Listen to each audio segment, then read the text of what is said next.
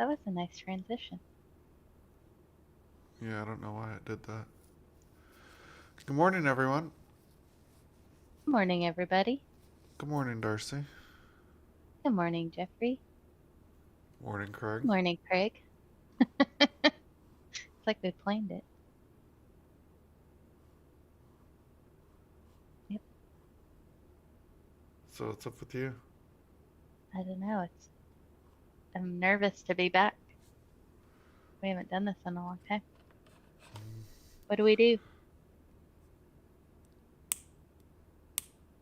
Just kidding. I I'm don't ready. know. Guess we can do whatever we want. Yep. Exciting.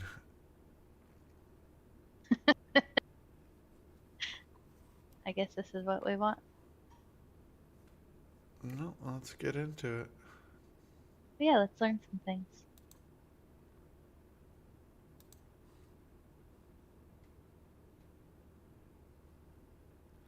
There's nothing to learn. Oh boy. Well, I hope everybody had a good holiday weekend, week.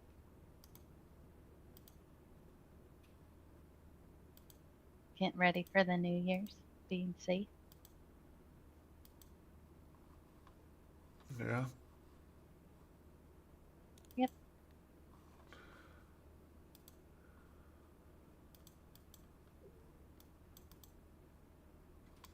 I don't have Do you any have big? images.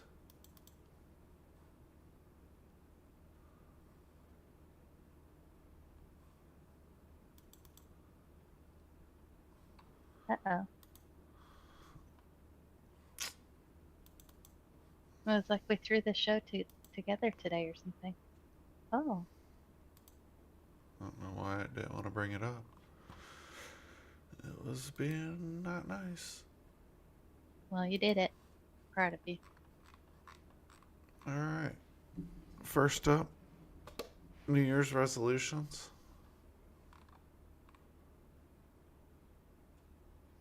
Yeah. New Year's resolutions. Do you have any this year? Nope. Do you? Yeah. I don't make Well, it's the same. resolutions usually. It's the same thing that I want every year. So it's an ongoing thing? hmm Well, I don't every year. I want to just be happy and healthy so I can spend more time with my friends and family. Yeah. Make a priority out of it. I'm getting better slowly. Not there yet, but that's my resolution.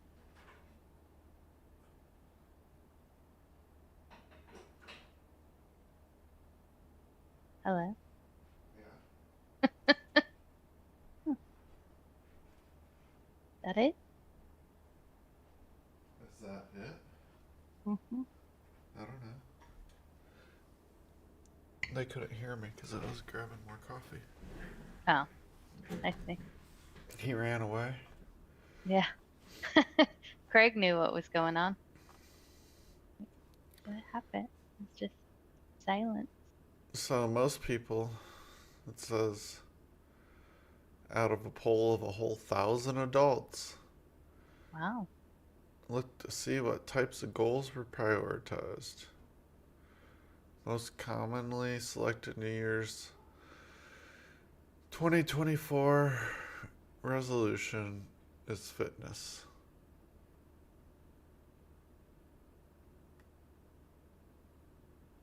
Yep.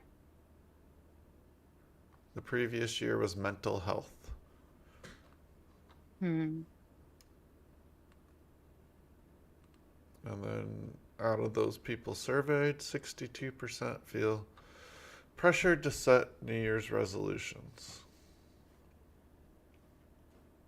Hmm. I don't feel pressured. 48% of people say improving fitness is a top priority.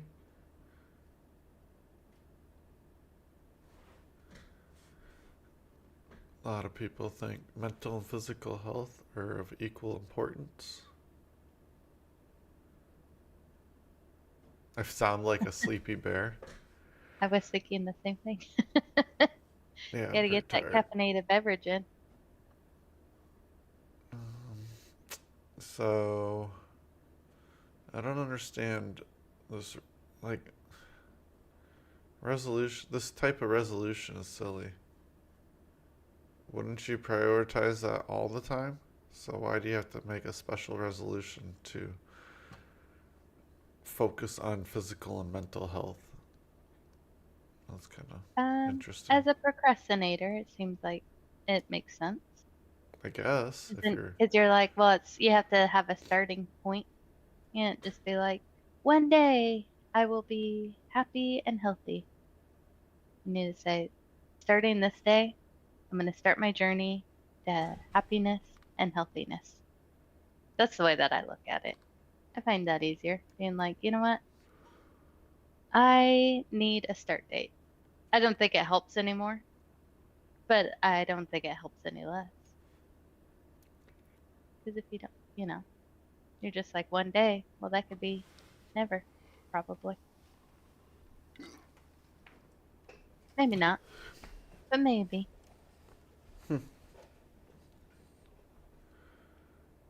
interesting. Other Yeah. top resolutions are make more time for loved ones, stop smoking, learn a new skill, make more time for hobbies, improve work life balance, travel more, meditate more, drink less alcohol, perform better at work. Guess I don't know what I really expected out of these resolutions. There are other people's resolutions.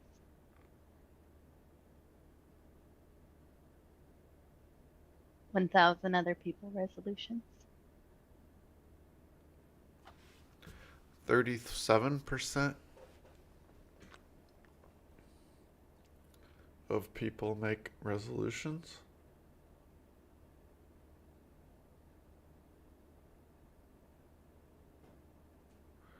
Found it's maybe more common in the US.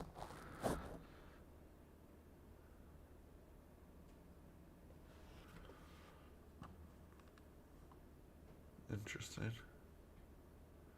Yeah. Maybe we just have more time to do other things. It's Make pretty much the resolutions. same between younger and older adults. About 50%, 59%. How long do they last? Resolutions? Mm-hmm. I don't know. A week, maybe two.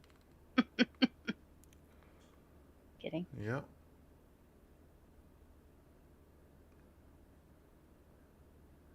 January 17th is denoted with the second Friday is Quitter's Day, where most people quit by then. That's hilarious. So less than a month is 1%. 1 month is 8%. Most people quit in 2 to 3 months. And then by that time, everybody's quit. Yeah. Well, Six making percent of people changes is stick hard. with it. So that's a new 6% every year. Maybe, maybe you'll be the sixth part of the 6% that does it. The beauty of the goal is you don't need a ball drop or cannons of confetti to signal a fresh start. You can recommit your resolutions at any time. In fact, June 1st is unofficially known by many as New Year's Resolution Recommitment Day. That's hilarious. I like it. I like, well, it's a bathing suit season. Time to start Time to start getting in shape. getting in shape for next year. Yep. Yep. And then, um, and then you have to remind yourself, hey, round is the shape. Get out there. Have a good time. That's what Triangle is also a shape. triangle is the shape. Yep. Nothing wrong with that. Yep.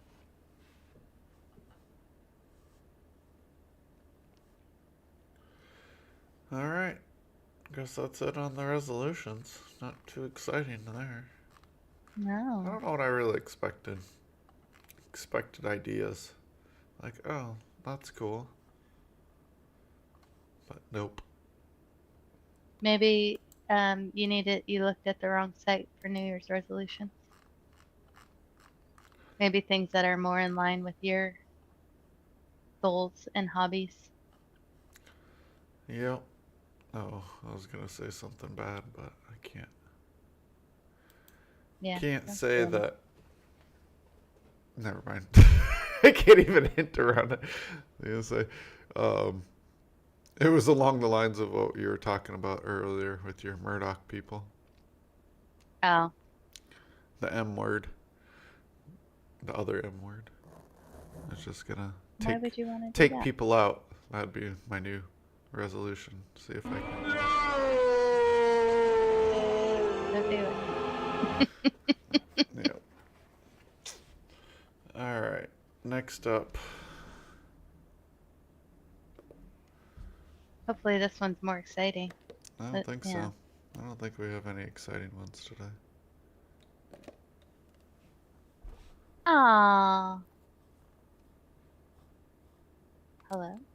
Yeah?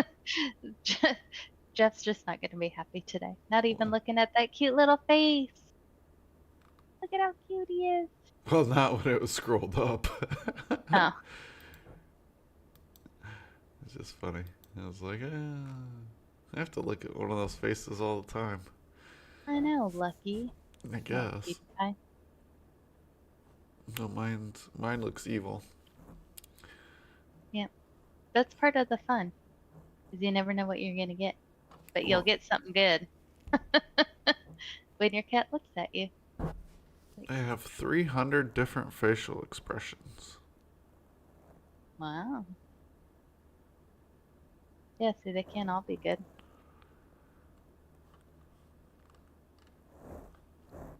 Cats sometimes get a bad rap for being aloof or non emotive. Compared to dogs, felines tend to be more subtle with how they express themselves, perhaps a mere flick of the ear or a curl of their whiskers. Only sparse studies have tried to decode the mysterious emotional lives of these creatures.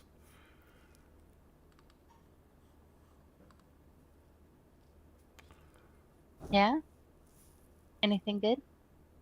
Let's see. They See have the. 300 distinct facial expressions to communicate with one another.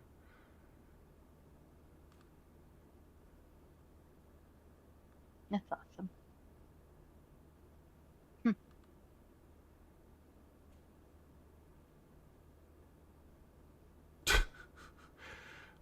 These scientists discovered 276 expressions made up of a combination of 26 facial movements, including shifts in ear position, blinks, nose licks, whisker, and mouth movements.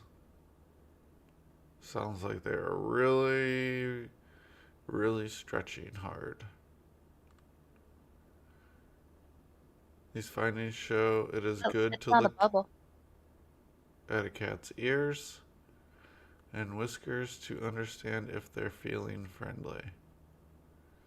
Their mouth provides a lot of information about whether a cat fight is likely. People may think that cats' facial expressions are all about warning other cats and people off, but it shows just how social and tolerant pet cats can actually be. Social and tolerant or intolerant? Social and tolerant. Hmm. The team also identified a common play face among cats, which was characterized by a dropped jaw and drawn back corners of the mouth. So it's smiling? I guess it'd be helpful if they had facial There's pictures to go with it. Yeah, let's see a smiling cat. Come on now. When cat sheds a new light on cat emotion, or when the study sheds a new light on cat emotions, and behaviors, the team wasn't able to decode exactly what. I don't understand this.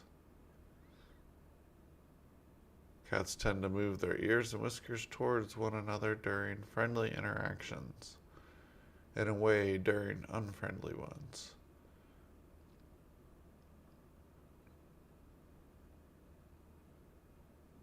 Hmm.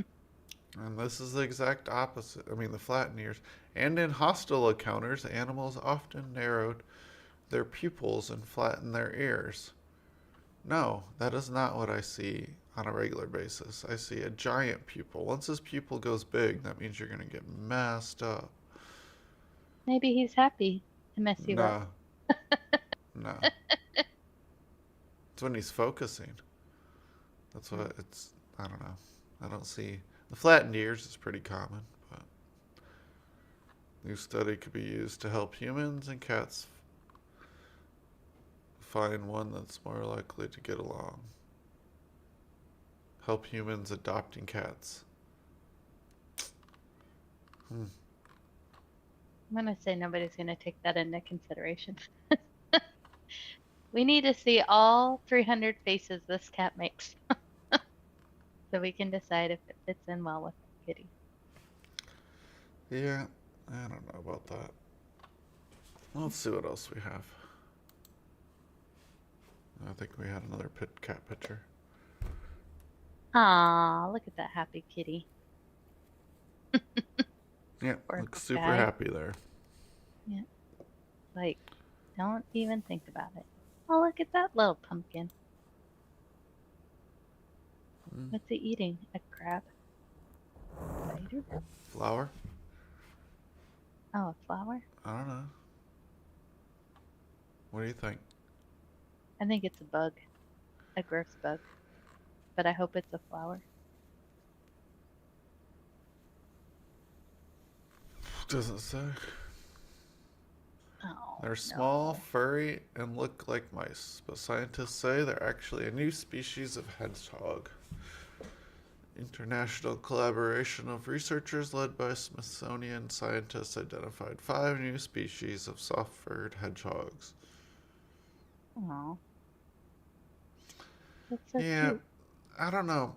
I used to think of the Smithsonian as a great institution that helps science, but every time I see it now, I'm like, oh, what are they covering up now? What are they hiding from everybody? You know how much misinformation the Smithsonian has put out? An insane amount. Are we It's gonna like, talk about how the Earth is flat now too? no, they just hide like any kind of research that has happened over history, they just hide it. And then they lock it off and don't let anybody know about it. It's really interesting. Not a fan of the Smithsonian. I think they're Hmm. the opposite of good scientists. I'm sure there's good scientists in it, but as an institution, I think they're just a cover up, science cover up group. What do you think? Um, I think that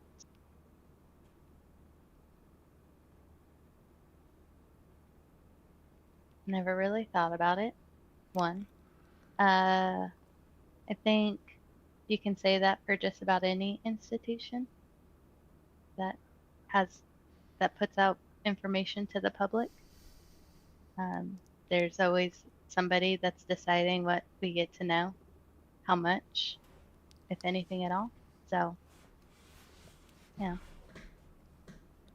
Well, the people in charge have actively discredited other scientists that have easily um, been proven as true later on once it's come out, once they couldn't hide the facts anymore. Mm. There was the head of, I forget what year it was like in the 50s or 60s. The head of the Smithsonian just was like, nah, we're not gonna listen to that. A lot of it is around Native American stuff. Mm. This one guy that was in charge hated Native Americans, and so anything that showed them as more than just savages was dismissed instantly. How could they have like large cities and different sciences and stuff like that? A lot with the Mayans and the Incans and North American Native Americans. Like there was a lot of giant, what they're discovering and they think now, giant cities that were trading hubs with other parts of the world and things like that. Hmm. Just very annoying. I'm not a Yeah. fan of the Smithsonian at all. I used to be. Now Yeah. I'm not. I don't like them. That's fair. That's totally fair. So, Yeah, I think when when people when people's prejudices decide, then it's pretty gross for sure. so it's really like this hedgehog article. I'm just dismissing it. What are they hiding here? Okay, You well know, we can move on. they must be hiding that this is like a master race of the planet. But no, No, these little they're just a hedgehogs. lowly hedgehog. Mm-hmm. Let's see. So they identified the two entirely new species to elevate three hedgehog subspecies to the level of species. Distinguished by their furry body, pointy snouts, the little hedgehogs known as these other people are native to Southeast Asia.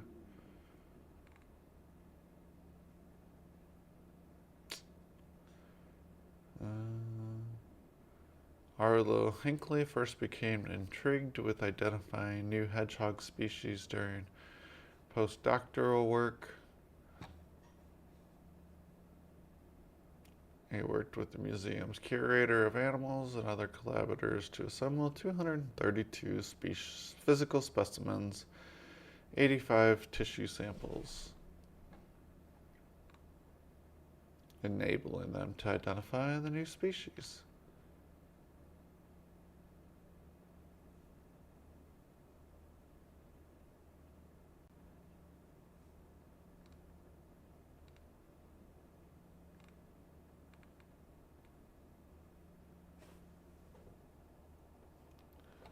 Guess that's it.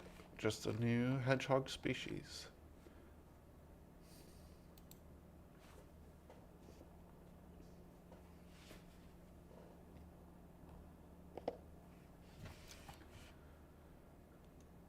Next up, we have some albino gator.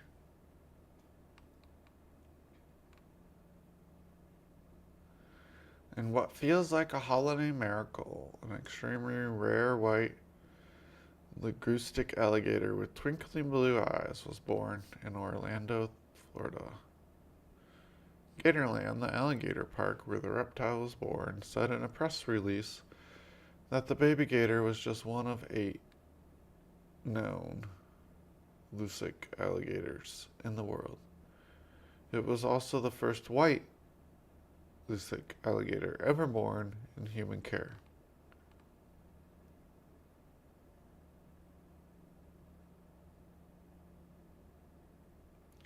It's beyond rare. It's absolutely extraordinary. The adorable cartoon-like creature is a female and was born at 96 grams, 49 centimeters long, alongside her normal colored brother to proud parents, J.N. and Ashley. The leucistic alligator is the most rare genetic variation of the American alligator. It is different from an albino alligator, which has pink eyes, not blue, and complete loss of pigment.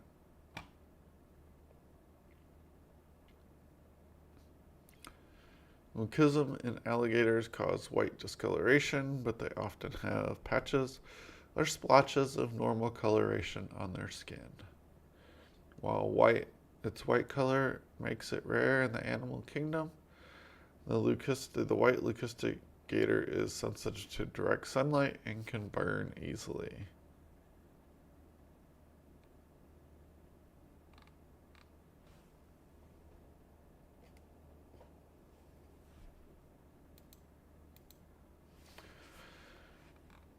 In addition to being shielded from the sun, they have sent it to school.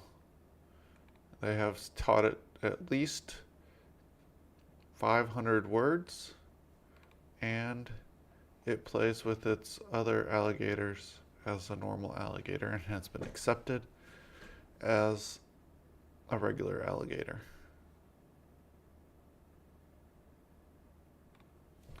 They soon hope that it will enter second grade.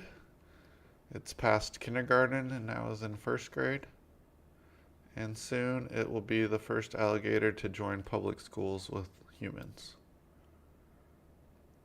ushering in a new era of alligators and people living side by side and forming a new Gator People Society. Gatorland expects to expand its borders further, and soon it will encompass all of Florida. This definitely marks a great time in human gator history.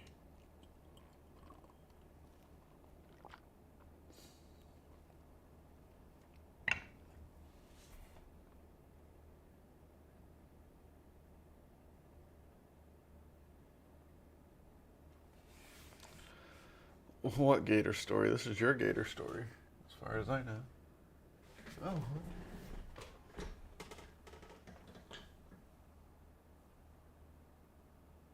Well, that didn't work so well. Nothing, I just watched the neighbor's dog, run over to my yard, and it's got one of the shock collars on. Guess they didn't turn it on. That's just funny. Or they've expanded the geofence. I don't know. He was chasing, or she was chasing a squirrel, I think. Just funny. I've never seen it run into my yard like that. Fun times, fun times.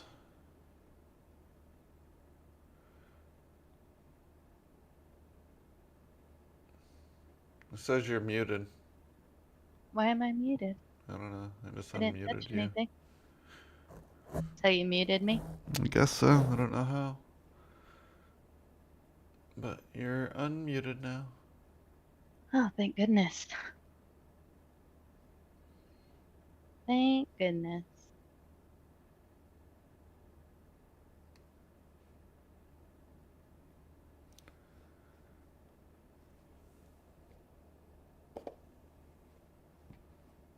Oh. This isn't my electric road. Did I get it messed up? Floating solar farms? Doesn't feel like a good idea. Maybe it is, I don't know.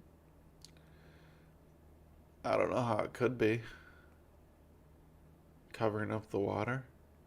I imagine there's like some sort of system that involves needing access to the water surface. You know? Like Maybe either it, by fish or things dropping into the water for fish to eat, or I don't know. You got me. well, it's your article. Let's find out more about it. My article. Now we're putting blame on people. You started it. I'm not the one coming up with Gatorland taking over the world. Why you bully me?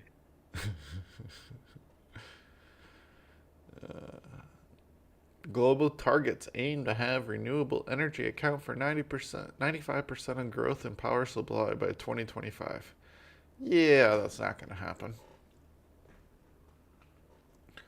Floating solar farms, or FSFS, are increasingly utilized, particularly in Asia, to expand solar energy production without using valuable land space. I didn't know desert was valuable. Providing numerous long-term benefits, such as job creation, water conservation, and technological innovation. This Development could lead to significant shifts in the global energy landscape, from geopolitical changes driven by less dependent on fossil fuels.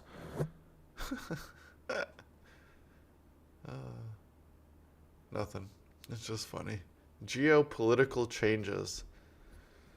Yeah. That's like, I read that and I'm thinking, they're going to tell me that the people that control fossil fuels are going to release control of whatever they have because solar comes into play. Mm-hmm. There was a Wouldn't they summit just control last month. solar? I mean, who knows where it'll go? But yeah, there was a summit last month where they agreed. But even in the article that I read said that they don't, we'll have to see how that goes. But Yeah. I don't know. This whole, I get you gotta push changing energy production, but we have a lot of fossil fuels, and all of a sudden making everybody required to do solar things when the technology isn't exactly there. I mean, I guess it's a way to push along the technology, but just interesting. it's not new. No, it's I not mean, new. We had solar at our house when well, I no, was a I mean kid. they've been pushing it for a long time. Yeah, that's but where'd they ban? Was it Florida? No, Michigan. Michigan and California and a few other states are banning like gas-powered leaf blowers and lawnmowers and things like that, which I find quite interesting. Because I'd really like to know how much they really account for things, and why do you start there?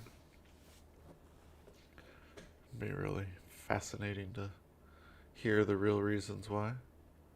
What's more interesting is that California has energy issues as it is. I know. So, I mean, maybe there the energy is uh, bigger, has enough money and power to do something like that. Yeah, but I would think that places that already have stressed power grids, like you would want to focus on your infrastructure before you worry about trying to force people onto things. Let's see, because the factories that make the electric versions are there. Yeah, that is true. No, I don't know. I'm a huge fan of converting into an abundant energy source that is already available to everyone. But how you make that actually work is, it seems like they just focus on the wrong things. I would be focusing on burying power lines or coming up with better ways to stop our current brownouts and inefficiencies.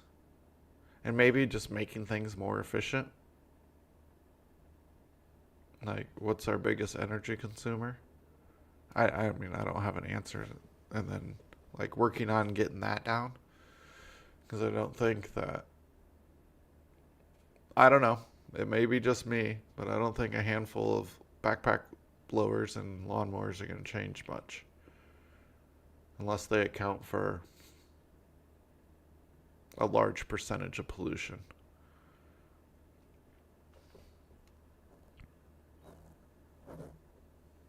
People like baby steps. Baby steps are just, it's kind of like who has the most political power, to push their agenda through. I don't know, versus not pushing theirs through. What do you think's the biggest energy consumer? I guess it would be cars, right?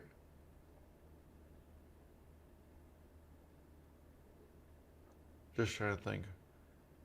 No, I Houses mean, I think, in general? yeah, probably. I mean, there's a lot of them. So They're going up then every day. if we go with houses, is it just overall the whole house, or is there something inside the house specifically? I mean, we've gotten LED lights, which has brought energy consumption down to a fraction of what it was. Heating and air conditioning. I'd say, yeah, probably more air than heat. But across the United States, is everybody running their heat or air throughout the day? What do you got going on today, Darcy? Are you running air conditioning or heat? Neither. Neither. Yeah, exactly. So then But is that I'm one the, person. I know, but is This, that the this is like majority? a I'm trying to think of where, because like no. if you think of like going south, I don't think of them having air conditioning, right? Like Mexico. I mean, of course they have it, but I'm talking on majority of people, right? And then South America, with most of the population south of the United States have indoor air conditioning, or do they not? I know some do. I'd even go as high as 25%, but would you say 75% do or do not? Well, let's go 50%. Well, Do what difference? 50% of the I houses? mean, I, I, I mean, the United States probably Hmm, um, is a way huger Could be fans. contributor than most of the Americas anyway. Even like the more populated. I mean, in South America, there's some huge cities, and Central America also. There's huge cities, but overall, I mean, we're just this. We're a huge country full of huge cities and people that have access to a lot more throwaway items, single use items. I mean, I think there's just so many things that we have in our homes. There's the paint, the windows, the air conditioning, the electricity, the cars. I mean, our dogs are pooping in the yard and we're putting them in bags and throwing that in the garbage, and those end up in the landfill instead of just, you know, decomposing out in the world. We're flying, we're doing all these things. We have motorized bikes, we have all these things that we use every single day. We have the shirt that falls apart in 2 days. We're getting deliveries all the time. Um, I think just humans, American humans are. Yeah, but if you're focusing on I'm not focusing. energy, no. If you're focusing on energy reduction, out of everything you listed, what would be the thing you would focus on? Energy How to consumption get reduction, fossil fuel dependence. For me, I think, I mean, there's a, I think there's a huge agenda on top of it, but you're asking me, and then I don't have one yet, but I think it would be getting people um, used to not using those things that make it worse, or like, hey, use reusable cups. There's like little things that you do. It's just like So just to instead of get used to focusing it. on solar energy, we should focus on Well, I mean, for a long, what has reducing it been one-time like? consumables. Like, I mean, well, that's now something the that we've been where we working on started for a on long this, I was time. trying to narrow down what would have the biggest impact to reduce the dependence on fossil fuels. Making people get used to not being dependent on fossil fuels. But that's I a mean, pretty you could large say like, thing. yeah, exactly. So you have to start Well, small. I that's mean, nobody's why. gonna be like, I mean, look at what happened when they tried to take make unleaded gas. What a huge deal was that? I mean, they finally did it. What, it took like 30, 20 years or something. Um, but people were totally against it. They're like, what are you talking about? Lead isn't making people, isn't doing all these things. It's not our gas. Cars are going to start running like crap. You can't buy leaded gas anymore. And it's funny because it still says unleaded. I think that's funny. But you make a big change and people get really upset about it, you know. But I that think is solar. My question is solar energy the direction we should be looking at? Is that the big change? Is that going to help the world as a whole shifting over and forcing people on solar energy without having infrastructure to support it. Like I don't know. This I'm sounds like trying to the talk chicken about, and the egg problem. yeah, and that's exactly the problem. Shouldn't we focus on building the infrastructure and then have extra capacity then to push people over to it? Or do you need to push people into an inferior system to begin with to get the change to Well, happen? remember when people had phone cars or car phones? Phone cars, that's funny. Car phones, and like only a few people had them, and it was like they were outrageously expensive. Or those old cell phones that came with the briefcase. Like there was no infrastructure for that. There was no it was so expensive. It made zero sense. I mean, how long did you have to charge up those silly things? And now everybody's got a phone in their pocket. I think and my my dad's house, their whole block, they put up these they're ridiculous. These uh now I can't even think of what they're called. You know, the anyways, they put all these lines for 5G, and they're like in front of every other house. There's these phone poles, uh, electrical poles or whatever, but they're cement. They're so ugly. It makes zero sense. Like, why didn't they just bury these the lines? But they're just, 5G's been around for how long, and now they're getting these huge phone poles, and they're right in their little neighborhood. It's crazy. It's literally every other house has a new pole in front of it. Um, and I think,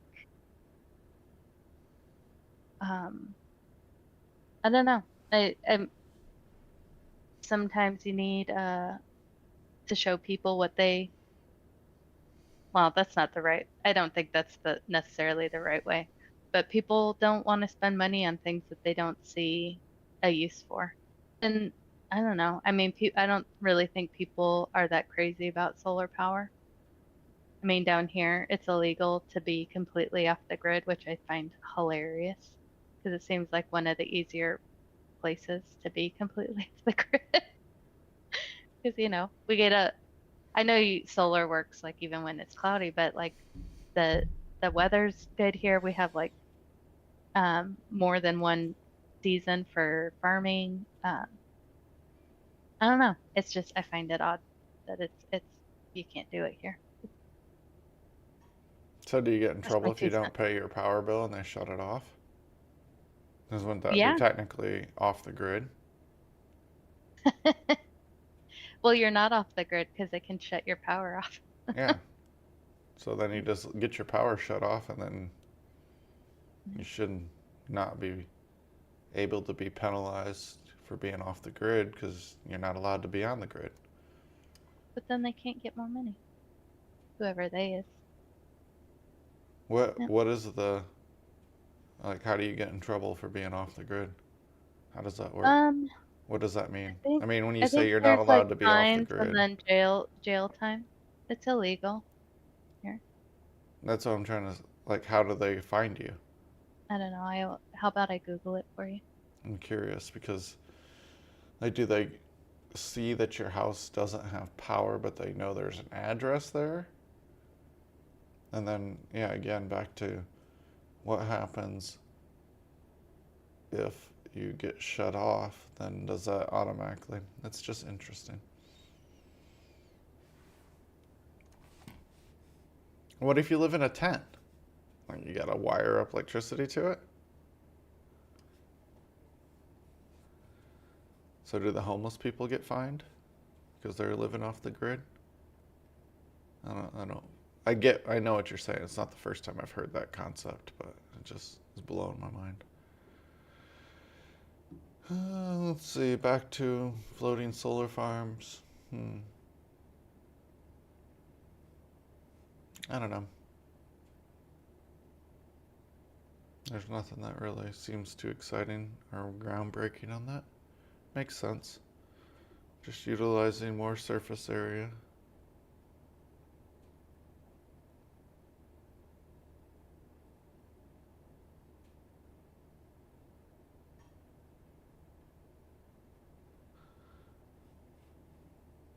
Just trying to see if there's anything else interesting.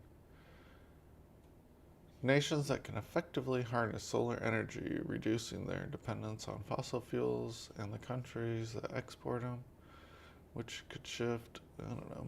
They don't have. Oh, yeah. Photovoltaic technology, so better solar panels, which is already happening. Fish populations being affected by changes in water temperature or light penetration, however, with the proper planning and environmental assessments, negative impacts can be minimized.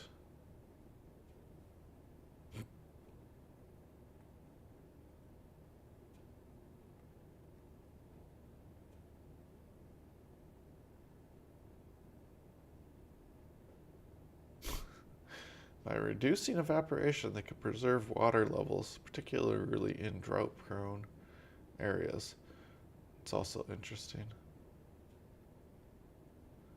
And what if you need that evaporation to keep the cycle going? Portugal has the largest solar farm.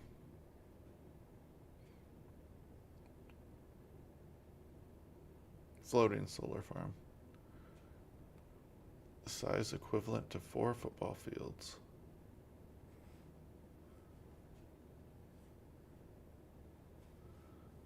Alright, continuing on our solar kick. If you haven't heard, Sweden has roads, or are planning on building roads that will charge your cars as they drive.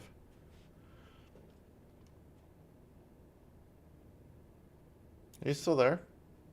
Me? Yeah, Yes, I hadn't heard you in a while with your Yep, comments. I'm here. I'm listening to the story.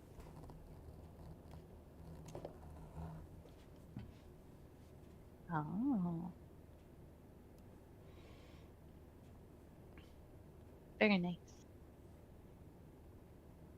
The European Union passed a landmark law last year to require all new cars sold to have zero CO2 emissions.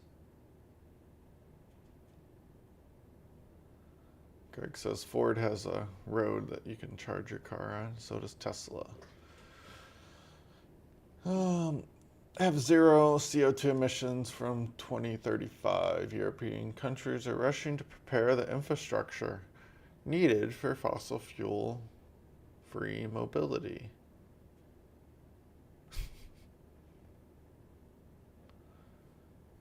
Sweden is now turning a highway into a permanent electrified road, the first of its kind in the world. Craig just said it's not. Experts say dynamic charging allows them to travel longer distances with smaller batteries and avoid waiting at charging stations. The Scandinavian country has pioneered electrified roads through several pilot projects, including the world's first temporary electric road.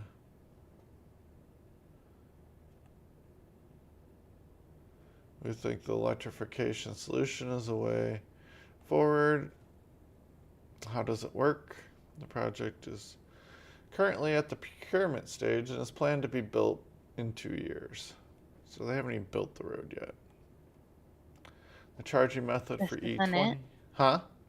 This is a fake picture? Yeah. Rude. Uh, Lies. let's see. The charging method hasn't been decided, but there are 3 types of charging. Catenary, conductive, and inductive. The catenary system uses overhead wires to provide electricity to a special kind of bus or tram, and therefore only can be used for heavy-duty vehicles. So like what we already have. Like a subway. Conductive charging, on the other hand, works both for heavy-duty vehicles and private cars as long as they're a conductive system, such as a rail. The vehicles are charged through a stick that touches the rail. Also like the subway.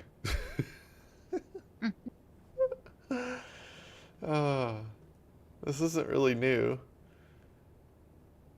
In 2018, the world's first charging rail for electric vehicles on public roads as a pilot. Yeah, it's not going to work too well in snow-covered areas. Along a No. 2 And where there's kilometer. pedestrians. Yeah, you don't want people stepping on that third rail. Mm-mm. Electrified rail has been milled into the asphalt, in which electric trucks lower a moving arm that receives power. The inductive charging system uses special equipment buried underneath the road that sends electricity to a coil in the electric vehicle. The coil in the vehicle then uses that electricity to charge the battery. Yeah, that's the one I was Feels thinking like the of. safest. Probably what they're thinking of too. The world is facing a special challenge of keeping heavy vehicles charged. If you're going to have only static charging full battery solution for heavy duty vehicles, you would get vehicles with a huge amount of batteries that the vehicle needs to carry. Yep. The study simulates patterns of 412 privately driven cars in Sweden and Europe, found that combining home charging with dynamic charging can reduce the size of a battery up to 70%.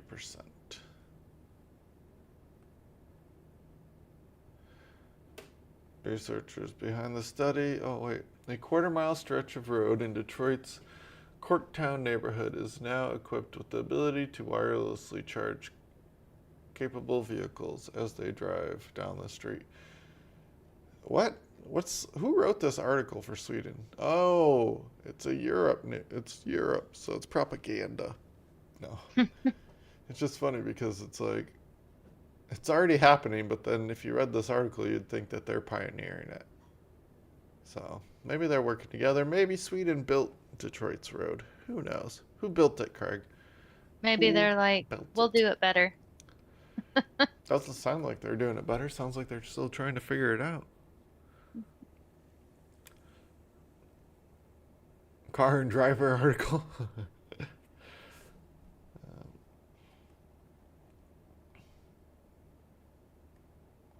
Well, looks like they got a little ways to go on this technology. Other countries like Italy, the UK, and the United States and India are doubling down on building these.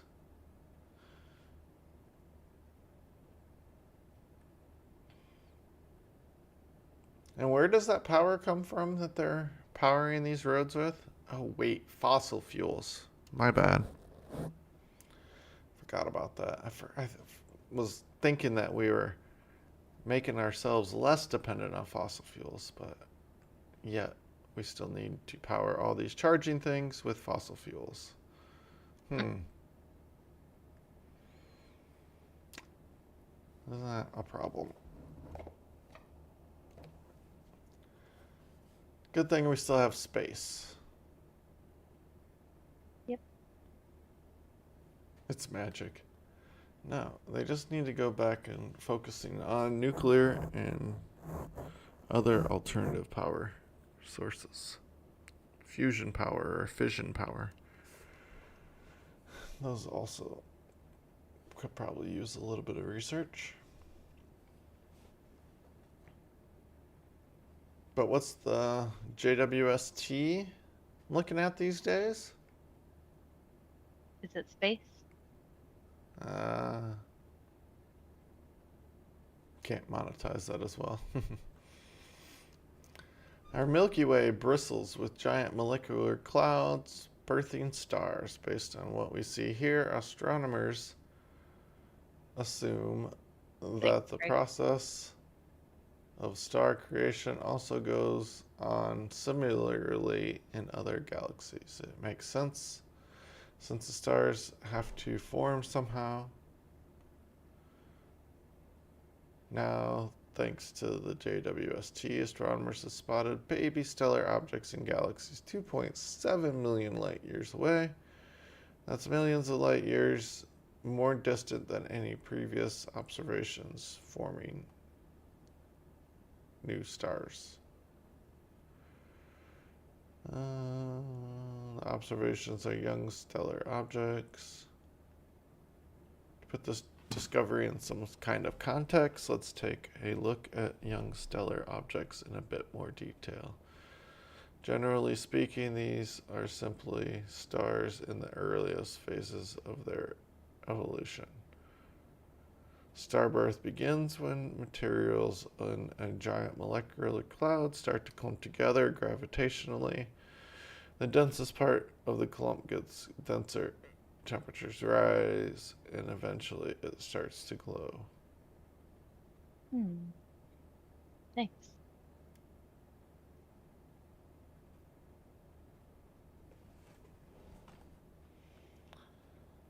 So they aren't quite stars yet.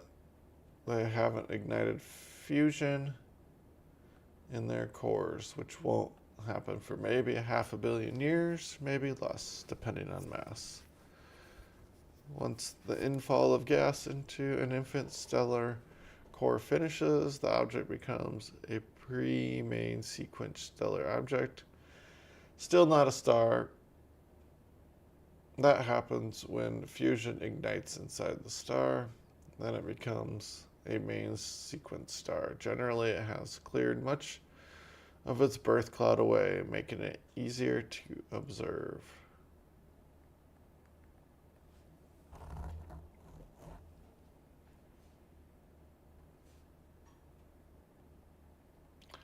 Astronomers want to understand the process of star formation in other galaxies because each one has a unique chemical environment and evolutionary history. Star formation helps fill in the story of galaxy evolution.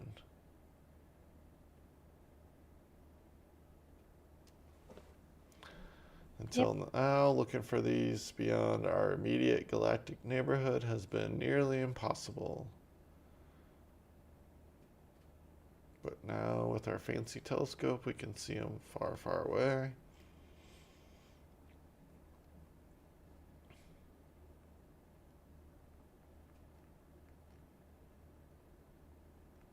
Guess that's it. Okay.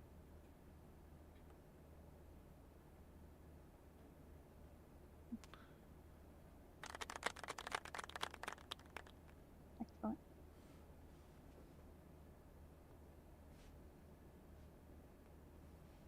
All right then. That's it. We did it. I Another think one that's in the it. book. That's all we got out of articles, out Yep. of pictures. That brings us to the conclusion of our daily programming. Yeah. Sending out 2023 in style over here at pretending to program. Yep. Ready. We're ready to take on the world. With your resolutions, Mm-hmm. Yep. game over. Yep. Craig must not be working today. He was awful active in chat. Yeah, thankfully. They like, Craig saved the show. Well, Just if you kidding. would have had jokes, maybe that Jokes would and have jokes and brightened jokes up the and show. jokes. Yeah. You're like, no, not really. Yeah, Jeff Jeff sounds does half dead. Need to go back to bed. Be safe tomorrow night. Oh, we got somebody coming in Hey, right at the DP. end. Be safe Yep. tomorrow night. Why? What's happening tomorrow night? Is there like a world-ending event? For some people, it will be. No, everybody gets in car accidents on New Year's because they're silly. They Do they? do. Lots of people do. It's very dangerous. Let's look up that stat. What? The last time I is went out on New Year's, I wasn't driving, most and there was several car accidents, including pedestrians being hit, and so I decided that I no longer need to go out on New Year's. Pedestrian or otherwise, it's just not worth it.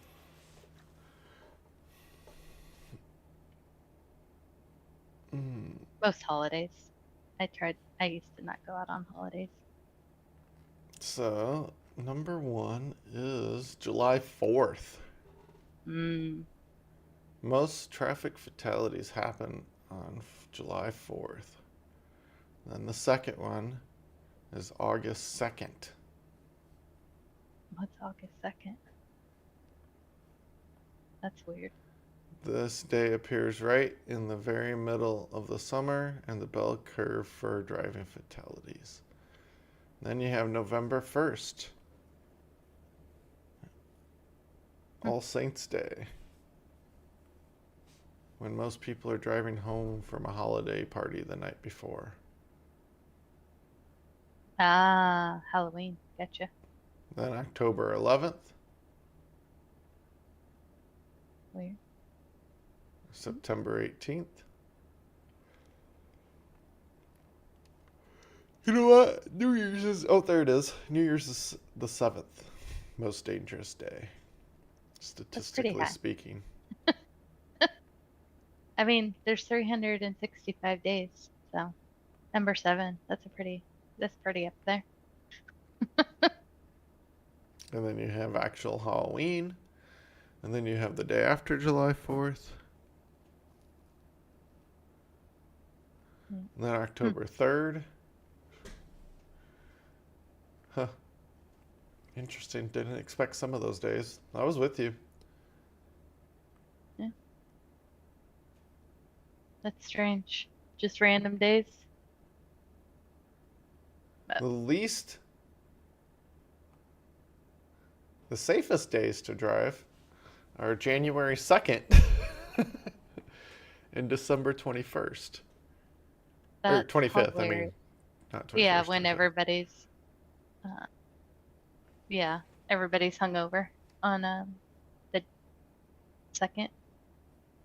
Probably the first too. Or probably people's resolutions to not drink. They start after. Probably has more to do with it. They start on the 1st, good That's and funny. hungover. The next day they're like, yeah, definitely not. That's funny. Until the 17th. New Year's resolution saves lives. Yep. I'm ready for Alright. that coffee break. Sounds good. Bye, everyone. Bye, everybody. Happy New Year. Be safe.